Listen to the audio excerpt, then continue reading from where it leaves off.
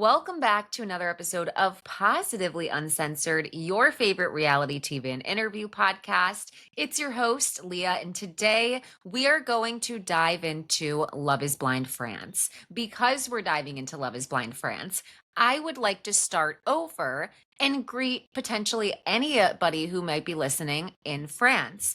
Bienvenue dans un autre episodio positivement non censuré. Ow, ow, bow, bow, bow. After it being highly requested for me to dive into Love is Blind France. I already watched it on my own. I happen to have watched it.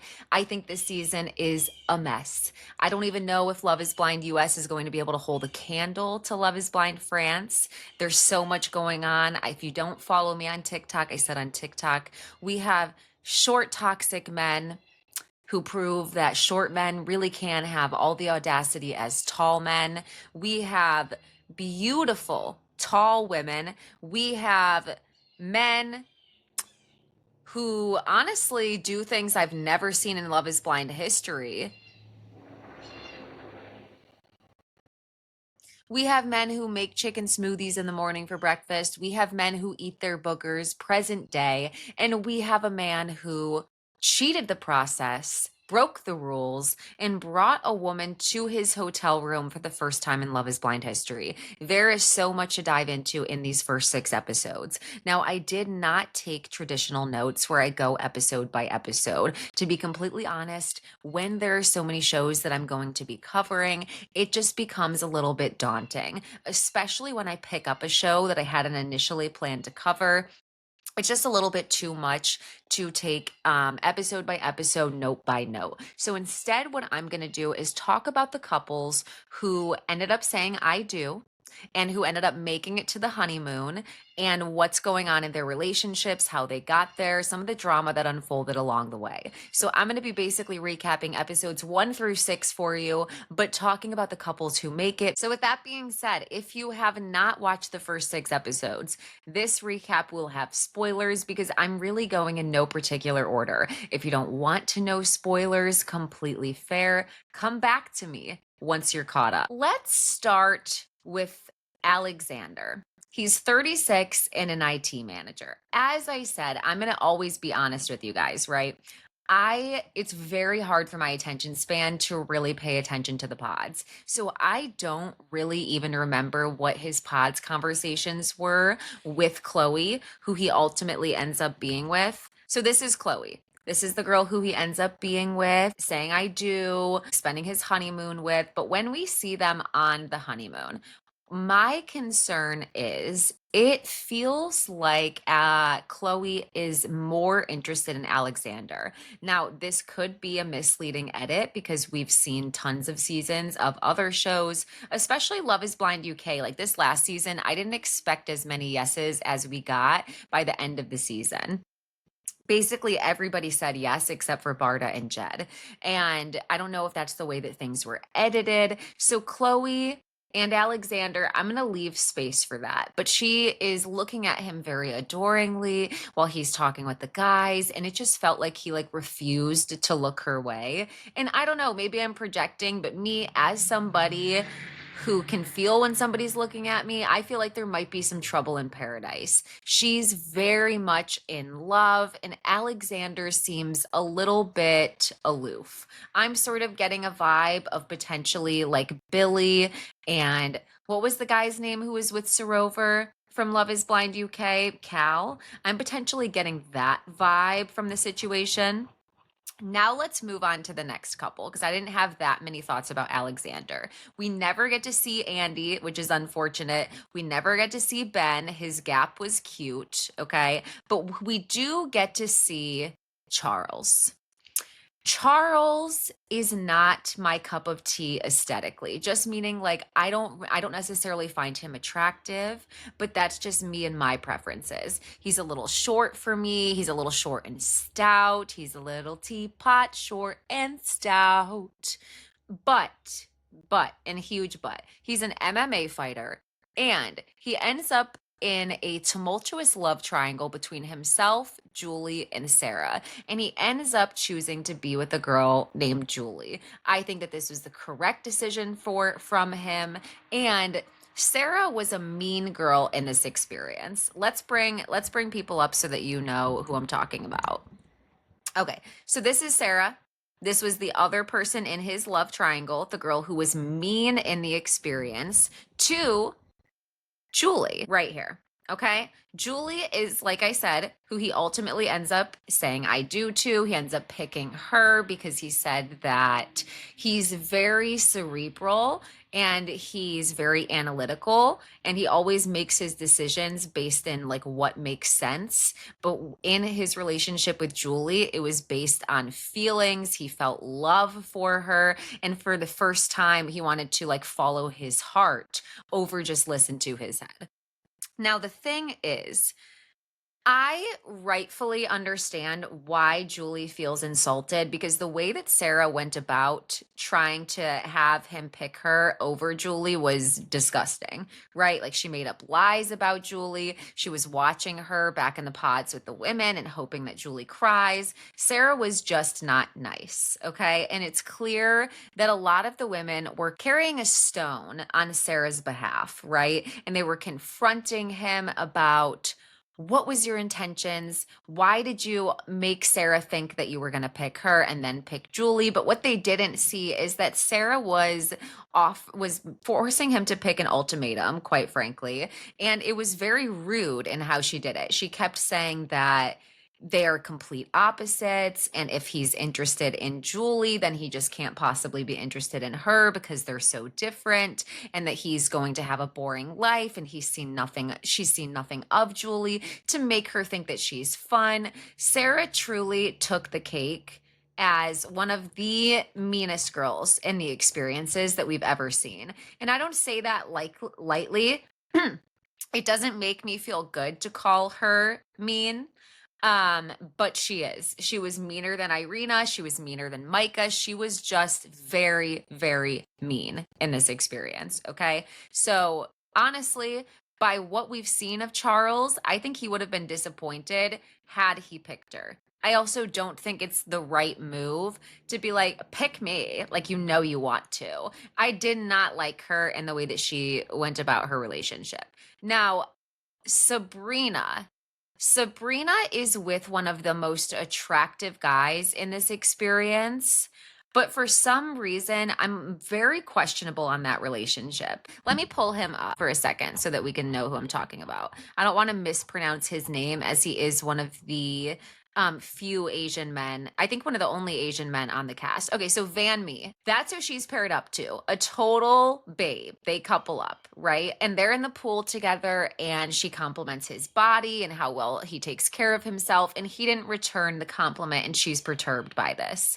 She also was one of the main people carrying a stone on Sarah's behalf and confronting, I think his name was Charles, okay? The short MMA guy. I don't know that he's into that. I don't think that her behaving that way is necessarily his cup of tea. Also, I don't want to make assumptions as, I'm not Asian, but I would wonder if any part of his cultural background has to do with potentially why he's not like leaning into that physicality or why he's not complimenting her body on television. Like I would leave space for that to be part of it and ask that question or ask why he didn't return the compliment or outright ask, do you find me attractive potentially? And then see where the conversation goes. But he is super attractive. He's an osteopath, one of the most attractive men in this experience to me. We never get to see Vincent. We do get to see Yanik. Yanik is 35 years old and a special effects producer. He also found himself in a love triangle between Tatiana and a white woman whose name I can't remember, but we'll pull up in a second. Now, I need to rewatch Love is Blind because I don't remember the conversation off the top of my head on his reaction to Tatiana's child. I've heard in my comments that he did not have a good reaction, and that is a red flag. I don't like that. I think the reason that I wasn't tapped into their conversations is because at the time, before he had and gone off the deep end, really, and made one of the galleon, before he had brought a woman to his hotel room, he was paired up with Tatiana, and she was pretty serious about the connection. So I don't know that I was as tuned into her connections with Yannick because she seemed very much about Gallienne. Gallienne seemed very much about her. Okay. I knew from his smile though that he might be a problem. Going back to Yannick, without the context of seeing that full conversation, I'm just going to leave space to look at that and come back. The rest of what I've seen of him and Tatiana is they are not only a stunning couple, but I like the way that they communicate with each other. I like the way that they hold space for each other. I like the way that they're able to have honest conversations about their experience as Black people together in this experience, in life, in France. And I loved to hear Tatiana say that they were exemplifying Black love and that France doesn't really highlight that the way that it is in the US. And that's saying something, especially where we are in the climate as in the US right now, right? So I don't want to say outright like yes that is Black love, especially if this ends up turning into some sort of struggle love relationship, but for right now I enjoy seeing the two of them together. And I don't know, without seeing that conversation prior, I was hoping for them to make it to the end because I just loved their communication. We never see Luessa. We never really see Ludwin. We never see Lou. We never see Lena. We do see Kim, and Kim is with Thomas. I knew that this relationship was going to be tumultuous, but I wasn't sure on which end it was going to be. This is Thomas. It turns out that Kim is mean, right? Like she's mean. She was one of the other girls who was largely carrying a stone on Sarah's behalf the night that everybody met each other, and she interrogated Charles on why he picked Julie. And she's upset with Thomas for not having her back publicly and saying that he felt bad for Julie, essentially because everybody was ganging up on her. And his partner Kim felt like that was offensive to her. He should have had her back. He shouldn't have said he felt bad for the other girl because she was one of the girls who was being mean. And honestly, Kim, I think that you're the problem. I think it's problematic that you're so focused on anybody else's situation when you're quite literally could be marrying this person in a couple of weeks. And I just think that it's too much. It's not the type of energy I like. He's also 37 years old and an interior designer. So part of me thinks that he's like very artsy and laid back and that this really isn't his vibe. So I don't think they're going to make it down the altar at all. At all. We never see Stan. We do see Maddie. Maddie was talking to Cindy earlier in the experience. And was her name not Cindy? Cynthia. Oh my gosh, I'm so sorry. Ew. No, not you. I'm sorry. But Cindy, I guess, was the white woman who was in the love triangle with Yannick. So it was Yannick, Cindy, I guess is her name, and Tatiana. Cynthia, I'm so sorry. Cynthia is a really cool dancer. Cynthia, let's have some fun. I need to like increment this in my brain so I remember. She's stunning. She's 30, a luxury sales advisor. She's 6 foot tall. Like I said, she's absolutely stunning. And she was talking with Maddie, who basically told her that she was too much. She was doing too much and she was controlling because she didn't like the fact that because he was advocating for being able to talk to his friends, his female friends, his women, the women that are friends with him on the phone at 1 in the morning on a regular basis. And she was like, I think that that's like kind of strange and sort of disrespectful. An emergency, I absolutely understand if you need to be there for your friends in like a one-off situation. But I think that it would be pretty disrespectful to like just make it a habit of at 1 in the morning talking to your friends on the phone just to catch up. Maddie, what Like, you think that's too much? I have news for you then. I have news for you then. Stay single. Stay single. No one will ever care about who you're on the phone with. Have your late night calls. Pay the money for it on your phone bill. That's fine. Unfortunately, the options that Cindy ends up with is really no better. I want her with someone else because she ends up with 37-year-old chef Jonathan. And at first, I thought Jonathan was very sweet, the kind option. He picked her up after a bad date that she had and just totally was able to help put her in a good mood. I don't know, he sort of reminds me of Remy from Ratatouille. He's very short. I was like, you know what, he might be a short king. She wanted a tall guy. They met. She decided as soon as they hugged. When they hugged, it very much looked like the scene of Waiting to Exhale. Like it was like, and then her commentary over it, she said, I've realized for the first time that the height thing didn't even really matter. He's having an opposite experience, apparently, because externally, it seems like he is, adoring her and not really feeling self conscious and doesn't care about her height either or their height difference.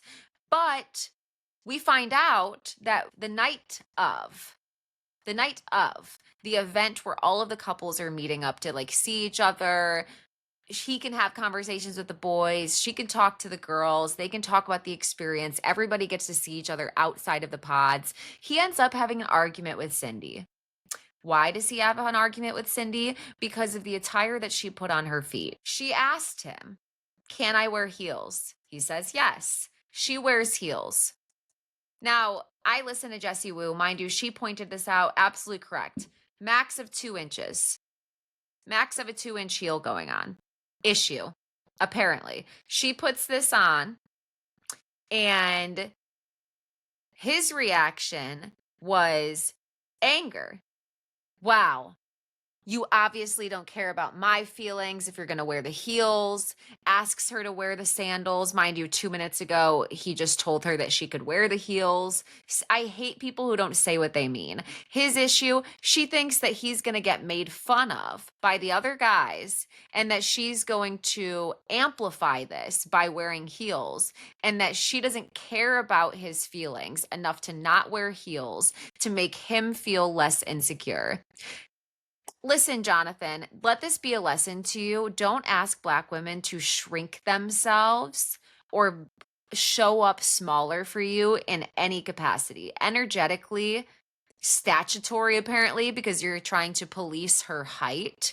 You should feel so lucky. Whether she wanted to put on a 7-inch stiletto and tower over you, you should feel so lucky as to have the view that you would, because let's be honest, you'd be looking at a pretty desirable area anyways. Your lack of security in yourself, your shortcomings, if you will, that's your problem. That's your problem. But what you're not going to do is project on Cynthia.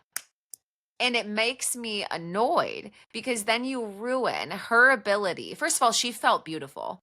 She didn't see an issue with the shoes. She also thought that you thought she looked beautiful and that it was pleasing to you to have her show up the way that she felt the most desirable on your arm. And you basically told her, I don't like your height. That's basically what you told her. You make me feel inferior. That's what I get. So now she has to have a complex going on after making peace with, again, your shortcomings, your height. Okay. That's your problem. I'm looking directly at Jonathan. I feel like I'm having a conversation with him.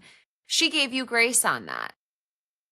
And you made her miss out on the opportunity to kick it with the girls. So annoying. They spent hours arguing back and forth to the point where Cynthia changed back in sweats. They missed the entire thing.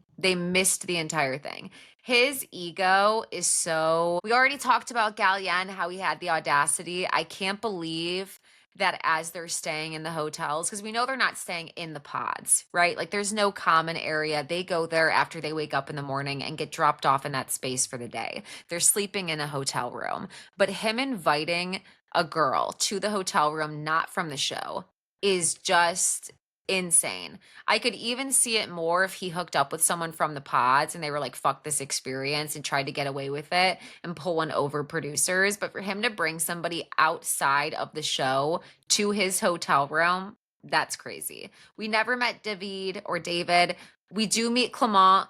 One of the funniest part of the pods episodes was when a girl thought that she was talking to her number one and tells Clement to his face that he's her number two, and she finally discovers she's talking to Clement, and he just sat there and got the tea. Again, we already talked about Charles. We don't see Ben. I think his gap is adorable. I also thought Andy was cute. Okay. That's pretty much everyone. That's everyone. That's what happened. I kept this short. I kept it sweet. You know what's happening. You know that there's a very low probability of any of these couples making it down the aisle, with the exception of maybe Yanik and Tatiana. Maybe. Everybody else is a no. The hosts of this show, I think this is the first Love is Blind franchise that has a black woman and her husband as hosts, like black hosts. Love that. I wish they had more screen time because I'm feeling like the host of Love is Blind UK had more, but that might just be a personal thing. Anyways, let me know what you're thinking about the first 6 episodes. Let me know if you think that any of the couples will make it through the pods. Let me know if you agree that Sarah is meaner than Irina and Micah. Let me know if you think that the US is going to hold a candle to it. And let me know what you're watching. If you're looking for a scripted show, I ended up watching The Girlfriend on Prime in one sitting. It was absolutely amazing.